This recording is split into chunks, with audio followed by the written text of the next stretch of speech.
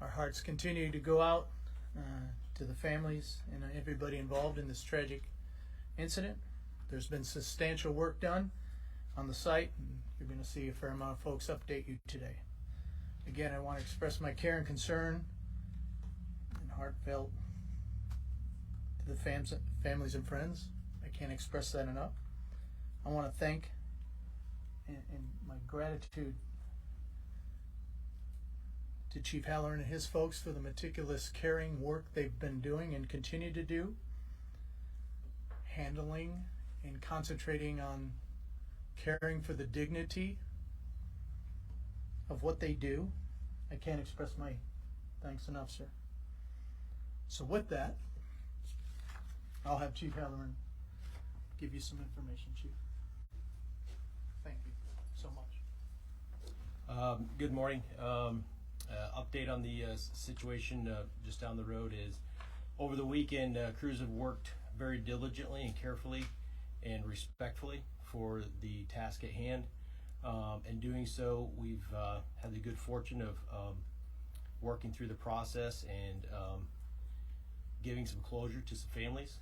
As such, as we come into today's operations, following the goals and objectives by the command staff of the city and the incident management team, in all hopes, it looks like we'll be wrapping things up shortly.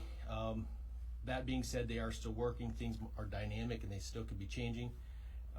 But the hopes is that we will be entering a new chapter, a new phase in the process of working through the aftermath of the collapse. We'll have questions at the end. And now have Chief Blado come up and give you some information from his perspective on accountability. Again, Chief Blado, Davenport Police. And again, just can't stress enough of all the work, all the effort, and everything has been brought to our community to assist us through this tragic event. And there's been a lot of progress done in the past 48 hours, as was said. But 3 victims have been recovered from the scene over the past 48 hours. On Saturday, June 3rd, 2023, at 11:59 a.m., a victim was recovered and forensically identified as Brandon Colvin Sr., 42 years of age, of Davenport. On Sunday, June 4th, 2023, at 12:25 p.m., victim recovered and forensically identified as Ryan Hitchcock, 51 years of age, of Davenport. And on Monday, June 5th, 2023, at 2:30 a.m., a victim was recovered and forensically identified as Daniel Prian, 60 years of age, of Davenport. Prior to this information being presented to you as the media, we have been in contact with both Brandon and Ryan's family throughout the weekend, providing updates. We have made contact with family members of Daniel as well. So there's some delay, and sometimes when information gets out, but out of respect for the families and the families' requests, we honor that and we delay that information. As of now, and as I initially informed you guys with the investigation piece, we were looking for 3 missing individuals. We don't have any other information at this time that there is any additional people missing and or related to this incident. Also, information or questions regarding an investigation or what is going on with the investigation. So the investigation, as with such a event, and as you can imagine, the complexities of an investigation is initiated through our city fire marshal's office. We have resources on the ground to assist from the Division of Criminal Investigations, or DCI. The Davenport Police Department's investigation team is also assisting with the investigation, as well as the medical examiner's office and several other investigation, well, not several yet. So again, as the complexity continues, if additional subject matter experts related to this investigation are needed, they will be brought in and the investigation will continue. This is an active investigation. So details will be released when we can actually provide additional information. Okay, but again, 3 Davenport community members through this tragic event. So far, our community has rallied around these families. Okay, continue to honor those families, continue to respect the families and what we do and how we act accordingly, and keep them in your thoughts and prayers. Thank you. Thank you, Chief.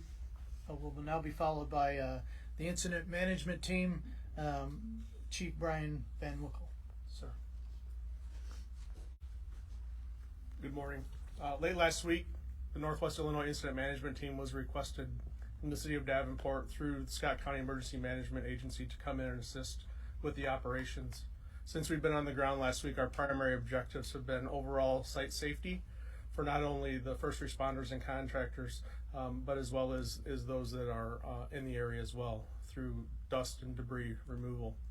Additionally, we've been tasked with overall operational picture that's combining again the private and public contractors and people that are on site, and we're also coordinating all of the logistics that are requested to come on scene. So that's been our primary focus since we got on site late last week. We'll continue to be here to support those efforts throughout the week. Thank you. Thank you, sir. Thank you, everyone. So I'll just give a couple quick statements, and then I'll take a couple questions because I have to go right away to brief the governor, who is here. There have been inquiries regarding the 911 call that was placed on Saturday. Want to ensure the public that we are looking into this. Right now, as I'm sure you can understand, our focus has been on the families of the victims and the ongoing recovering efforts.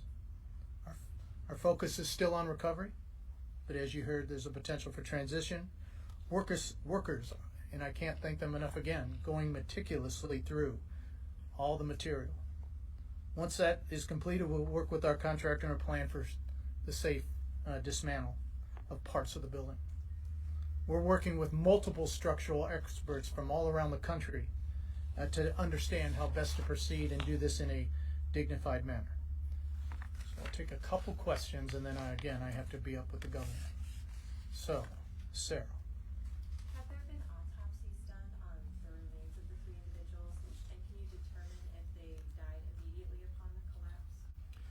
So, again, Jeff Bradle, Chief of Police.